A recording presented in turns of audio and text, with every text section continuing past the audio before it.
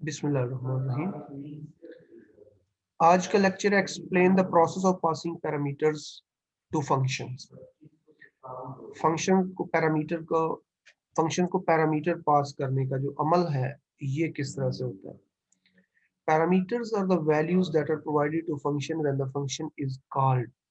जब function call होता है उस वक्त उसको पैरामीटर या वैल्यूज भेजी जाती है। Parameters are given in the parentheses if there are many parameters, these are separated by comma. And if there is no parameter, empty parentheses are used. The sequence and type of parameter in function call must be similar to the sequence and type of parameter in function declaration. जो function declare किया गया है या function बनाया गया है उसमें जो तरतीब है पैरामीटर्स की, जिस तरतीब से वेरिएबल्स डिक्लेयर किए गए हैं उसी तरतीब से जब पैरामीटर भेजे जाएंगे वो भी उसी तरतीब से होंगे। अगर एक फंक्शन ये शो का है लिखा हुआ और ये इंट नम लिखा हुआ है, आगे एक फ्लोट का वेरिएबल भी ये पैरामीटर ले रहा है, जब इसको कॉल करना है यहाँ पे तो पहले इंटीजर की वैल्यू देनी है और फिर फ्लोट की देनी है। तरतीब जो है वो वही होगी जिस तरतीब से उस फंक्शन को डिफाइन किया गया होगा। Parameters in function call are called actual parameters and the parameter in function declaration are called formal parameters. अगर इस एग्जांपल को हम सामने देखें, यहाँ पे ये मेन है फंक्शन, मेन के अंदर एक नंबर ले रहे हैं n, ये शो के फंक्शन को भेज रहे हैं n, ये शो का फंक्शन कॉल हो रहा है, ये वो फंक्शन बना हुआ है, ये n की वैल्यू जो है वो जा रही है num के पास और उस नंबर को ये डिस्प्ले कर रहा है। अब एक n है और एक num है। n is the actual parameter, n is the actual parameter जो फंक्शन कॉल करते वक्त लिख रहे हैं। num जो है ये फॉर्मल पैरामीटर है या इसको डमी पैरामीटर भी कहते हैं या डमी आर्गुमेंट कहते हैं, जो कि फंक्शन डेफिनेशन के अंदर वेरिएबल यूज हो रहा है।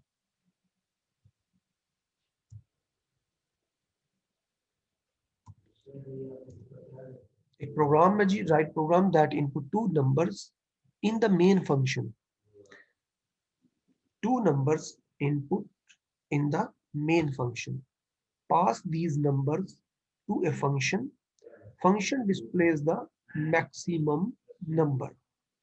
यानी मेन नंबर ले, पहले हम क्या कर रहे थे, मेन के अंदर ही उनका मैक्सिमम निकाल देते थे। अब क्या करना है, मेन बनाना है लेकिन मेन के अंदर वेरिएबल डिक्लेयर करके उनकी वैल्यूज ले लेनी है यूजर से। यहाँ पे x और y दो वेरिएबल लिए हैं और x और y की वैल्यू ले लिया स्कैनफ से, लेकिन मैक्सिमम निकालने का जो अमल है वो मैक्स का फंक्शन बना के वहां पे करना है। void max int a int b, ये दो वेरिएबल्स हैं जो कि पैरामीटर आने हैं इसको कि मैक्सिमम जो है वो कम से कम दो नंबर होंगे तो उनमें से मैक्सिमम निकलेगा। a और b दो वेरिएबल डिक्लेयर कर रहे हैं। If a greater than b, print of maximum is a, else maximum is b। और यहाँ पे ये फंक्शन कॉल किया है मैक्स फंक्शन मेन के अंदर, x और y इसको पैरामीटर दिए हैं।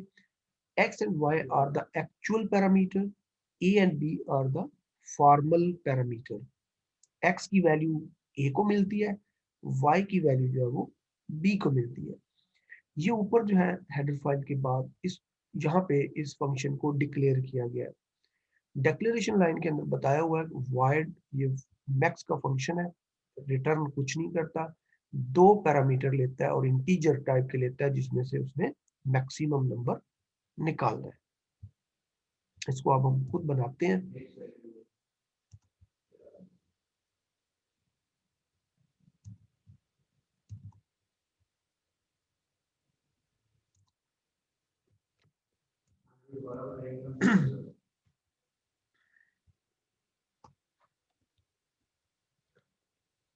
void रिटर्न कुछ नहीं करेगा फंक्शन, मैक्स का फंक्शन है। मैक्स का फंक्शन कितनी वैल्यूज ले रहा है, दो वैल्यू ले रहा है, दोनों इंटीजर टाइप की ले रहा है। ये हमने फंक्शन को क्या कर दिया है, डिक्लेयर कर दिया है। जो फंक्शन हमने बनाना है मैक्स के नाम से बनाना है, दो पैरामीटर लेने हैं उसने और दोनों इंटीजर टाइप के होंगे। मेन के अंदर हम इंट x कमा y, दो वेरिएबल डिक्लेयर करते हैं, enter first value scanf x, इसके बाद enter second value scanf y, then हमें कॉल करना है मैक्स के फंक्शन को, मैक्स का फंक्शन इसको कॉल कर दिया x कमा y, ये कॉल हो गया जी।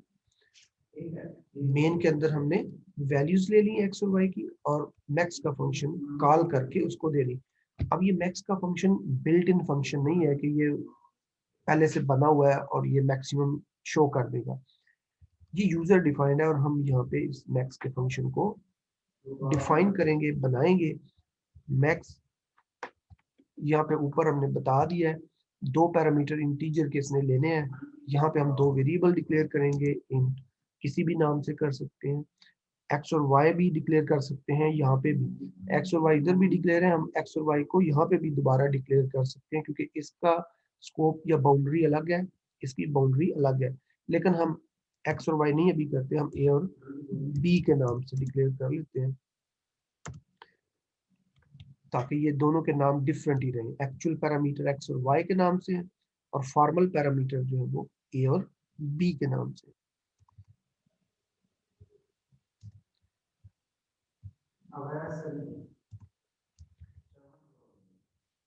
अब वो वाला प्रोसेस हमने करना है जिसमें मैक्सिमम इनमें से प्रिंट करना है। कंडीशन लगेगी if a greater than b, if this condition is true, printf percentage d is maximum, which one is maximum? a, ये कंडीशन अगर ट्रू है a is maximum, else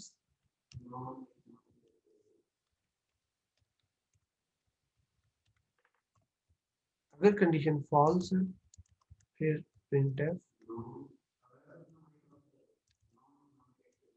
percentage d is maximum, comma b, ये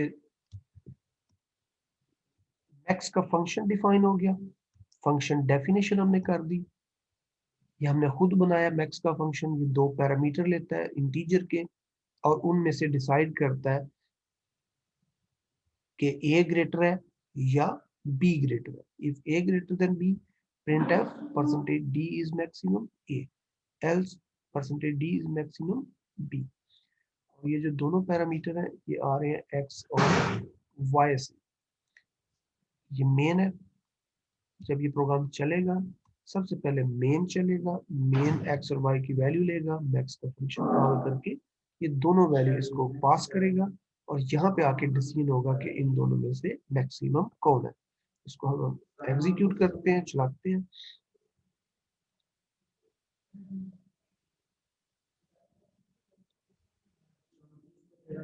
enter first value, ये वो काम है जो main के अंदर हम कर रहे हैं, एंटर फर्स्ट वैल्यू लेने वाला। हमने फर्स्ट वैल्यू देनी है इसको 7, एंटर सेकंड वैल्यू ये भी दे दी, 9 इज मैक्सिमम।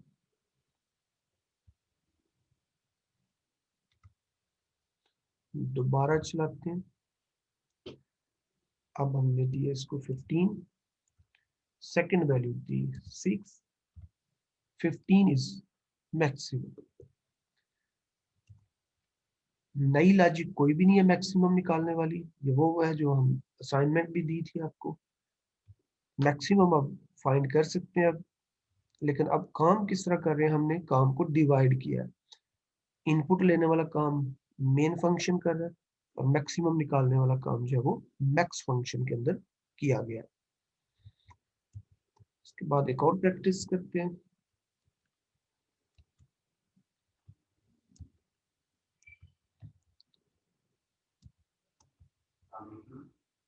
अब हम फैक्टोरियल का एक फंक्शन बनाते हैं। फैक्टोरियल का एक फंक्शन है। फैक्टोरियल के लिए जो फंक्शन है वो दो नहीं पैरामीटर लेगा बल्कि एक ही पैरामीटर लेता है फैक्टोरियल। किसी एक नंबर का ही फैक्टोरियल हम निकालते हैं। ये हमने फैक्टोरियल का एक फंक्शन डिक्लेयर कर दिया। उसके बाद मेन के अंदर हम इसको एक वैल्यू लेके भेजेंगे, enter value x। Second value की हमें जरूरत नहीं है फैक्टोरियल के अंदर, ये डिलीट कर दी लाइन। फंक्शन का नाम जो लिखा है ऊपर डिक्लेयर किया है उसी नाम से हम इसको कॉल करेंगे, फैक्टोरियल। एक्चुअल पैरामीटर x जो कि वैल्यू ये मेन के अंदर हम ले रहे हैं और फैक्टोरियल को ये वैल्यू हमने भेजनी है। अब बनाना है ये फैक्टोरियल का फंक्शन, वो हम यहाँ पे factorial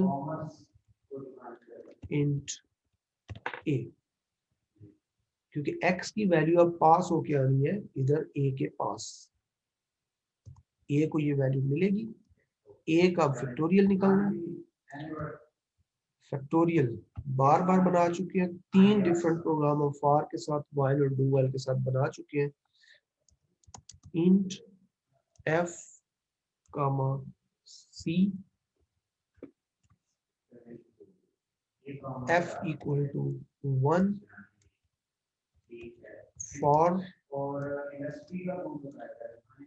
for c equal to 1, c less than equal to a का फैक्टोरियल फाइंड होना है।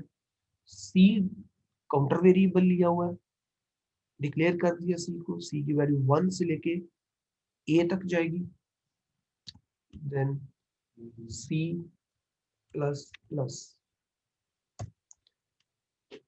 f equal to f multiply c।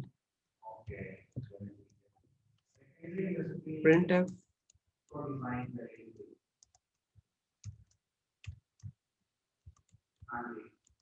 factorial of percentage d is percentage d, comma किसका फैक्टोरियल है, a का, किसमें ये निकला है f में, सेमीकोलन। ये हमने फैक्टोरियल का एक फंक्शन बना लिया। फैक्टोरियल ये एक पैरामीटर लेता है, इंटीजर की एक वैल्यू लेता है और उसका फिर यहाँ पे आके ये फैक्टोरियल निकालता है ये फंक्शन और फिर उसको ये प्रिंट करता है। ये फंक्शन डिक्लेरेशन है, ये मेन फंक्शन है, इसमें एक वैल्यू ले रहे हैं, फैक्टोरियल का फंक्शन कॉल कर रहे हैं, उसको वैल्यू भेजते हैं। ये वो फंक्शन है जो एग्जीक्यूट होके और फैक्टोरियल प्रिंट करता है। इसको सेव करना है पहले, factorial using function. Factorial was not declared in the scope.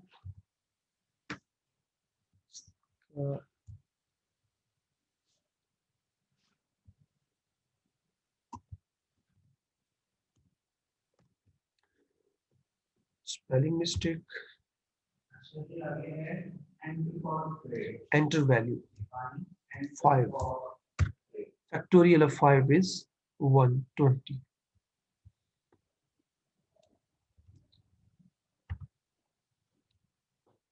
Six. Factorial of 6 is 720.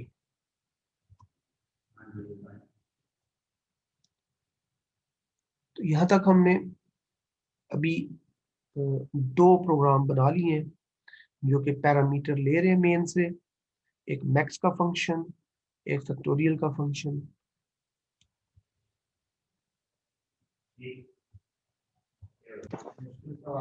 एक और एग्जांपल करते हैं, इसमें टेबल वाला जो प्रोग्राम था, अब ये तो फैक्टोरियल वाला हो गया।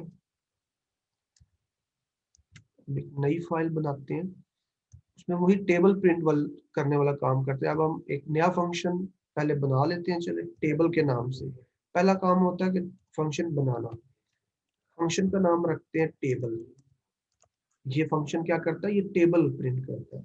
किसका, जो भी नंबर इसको देंगे, इंटीजर का जो नंबर इसको देंगे, ये ए में वो नंबर ले लेगा और उस ए का इसने टेबल ड्रॉ ड्रॉ करना है, डिस्प्ले करना है।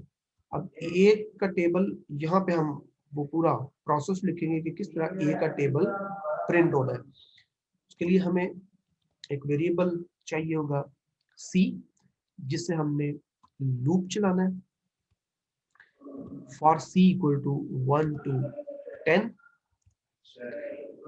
यहाँ पे हम प्रिंट एफ लगाएंगे जो कि टेबल को प्रिंट करेगी। Print f percentage d, table का जो तरीका है percentage d multiply percentage d equal to percentage d. यही तरीका है जी, 3 दफा इसको कर भी चुके हैं वाइल, डू वाइल और फॉर के साथ। तो वही कोड हमने यहाँ पे लिखा है। सी वेरिएबल जो कि लूप के अंदर यूज हो रहा है। टेबल किसका प्रिंट होना है, ए का, और ए एज ए पैरामीटर इसको भेजा जाएगा। Percentage d multiply percentage d equal to percentage d. जिसका टेबल है वो ए है, इसके साथ जो 1 2 3 काउंटिंग आनी है वो सी की होनी है। रिजल्ट जो है वो निकलेगा सी मल्टीप्लाई ए से। ये वही लॉजिक है जो कि हमने लूप्स के अंदर पढ़ी है टेबल को डिस्प्ले करने की। अब रह गया इसको कॉल करना है मेन के अंदर, क्योंकि मेन के अंदर अगर हमने वैल्यू ले भी लिया है लेकिन इसको कॉल नहीं किया तो ये चलेगा नहीं। यानी कि इसको हम देखते हैं, अब ऊपर इसको डिक्लेयर भी करना है टेबल। डिक्लेयर भी कर लिया टेबल को, एक पैरामीटर लेते हैं इंटीजर का, इसको बना भी लिया है लेकिन मेन के अंदर इसको कॉल ही नहीं किया। ये देखें क्या होता है। इसको पहले सेव करके टेबल यूजिंग फंक्शन, अगर मैं इसको वैल्यू दे भी देता हूँ ये टेबल डिस्प्ले ही नहीं करेगा 7। क्योंकि डिस्प्ले क्यों नहीं किया इसने, मेन ने चलना था, मेन ने वैल्यू तो ली है लेकिन जिस फंक्शन ने टेबल डिस्प्ले करना था उस फंक्शन को कॉल ही नहीं किया हमने। बनाया तो हुआ है हमने यहाँ पे, लेकिन ये बना किसी काम का नहीं जब तक मेन इसको कॉल ही नहीं करता। जब तक हम इसको मेन में कॉल नहीं करेंगे ये टेबल डिस्प्ले नहीं कर सकता प्रोग्राम। तो बनाना एक चीज है, उसको कॉल करना एक अलग चीज है। सिर्फ बना लेने से काम नहीं होता, बना दिया है लेकिन जब तक उसको कॉल नहीं करेंगे वो एग्जीक्यूट नहीं होता। तो इधर हम इसको अब कॉल भी करेंगे। कॉल करने का तरीका, फंक्शन का नाम लिखा, और अगर हम इसको देखें अब कॉल तो कर लिया लेकिन अब पैरामीटर नहीं दे रहे तो कंपाइलर एरर देगा। कंपाइलर एरर देगा भी, कॉल किया है लेकिन इसने पैरामीटर लेना, ये डिक्लेयर किया हुआ कि इसने एक इंटीजर की वैल्यू लेनी है, लेकिन अब जब कॉल कर रहे हैं तो खाली ब्रैकेट छोड़ दिया है। तो देखिए क्या होता है फिर, वो क्या कह रहे हैं जी, too few argument to function void table int. वो कहता है इंट का पैरामीटर नहीं आप इसको दे रहे, यहाँ पे इसको इंट का पैरामीटर देना है जो कि एक्स इसको भेजना है। अब ये पैरामीटर लेके और उसका टेबल प्रिंट करेगा।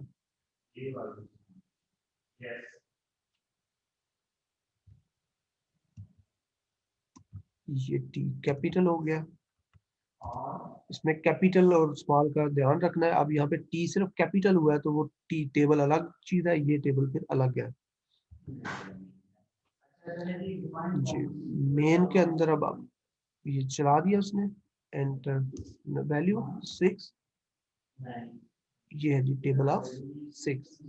ये कॉल हुआ टेबल, और यहाँ पे आके ये कॉल होने के बाद ये इस यहाँ पे आया कंट्रोल और उसने ये टेबल ड्रॉ करना शुरू किया।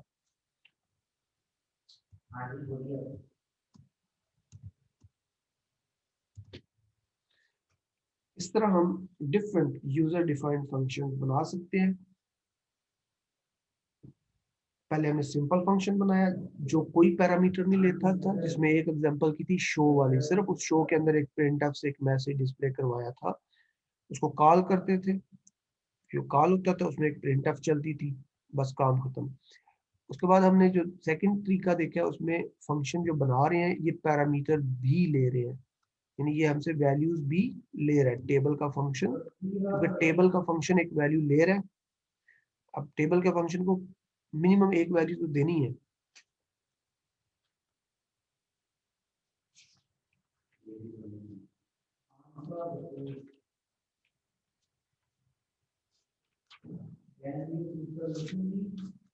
इसके बाद एक और चीज आखिरी देख लेते हैं कि हाउ फंक्शन रिटर्न वैल्यू। अब ये टेबल तो इधर डिस्प्ले हो गया, अब ये जो फैक्टोरियल वाला हमने प्रोग्राम बनाया है, फैक्टोरियल में क्या हुआ है, इधर ही इसने प्रिंट कर दिया फैक्टोरियल। अब हम करते ये हैं कि मेन जो है ये फैक्टोरियल को कॉल करे, फैक्टोरियल का फंक्शन कॉल होने के बाद फैक्टोरियल निकाले और वापस जवाब किसको भेज दे, मेन को। फैक्टोरियल सिर्फ फैक्टोरियल निकाले जो भी उसने करना है, लेकिन आंसर वापस मेन को भेजे उसका। तो इस चीज को हम कहते हैं फंक्शन वैल्यू रिटर्न भी करे।